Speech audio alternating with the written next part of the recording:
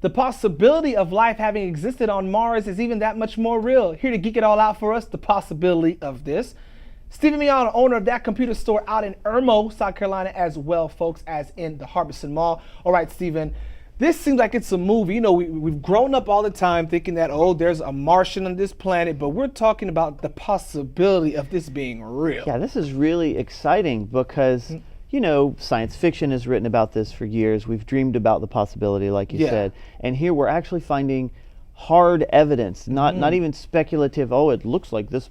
I mean, they found some of the requisite components for life in these rock samples. Speaking of those rock samples, you know, just Tuesday, pretty amazing news. Last month, though, the rock sample nicknamed John Klein was processed. Named for a NASA, a member of NASA that passed away last year.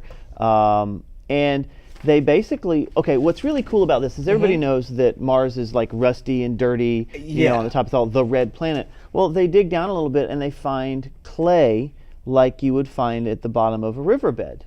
Not dirty, dusty, but, you know, they crack this open and gobble it up and sample it, and they found oxygen, nitrogen, phosphorus, carbon, sulfur.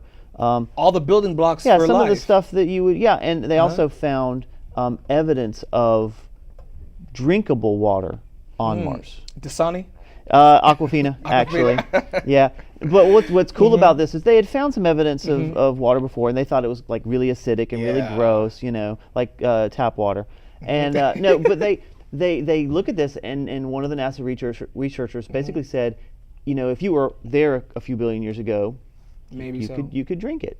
Stephen, so how did Curiosity find all this? Well, it used two onboard science laboratories. One is Chemin, it's the chemical and mineralogy, and the other was called SAM, which is sample analysis at Mars. Right. I have a hard time remembering that, but basically it checked these things out. Now, it's interesting to note, I was talking to my daughter this morning about this, and Curiosity doesn't have the tools to actually detect life, but it is able to detect these conditions that are favorable for life. So, you know, there's no telling what the next rover might find, you know, but it's incredibly exciting.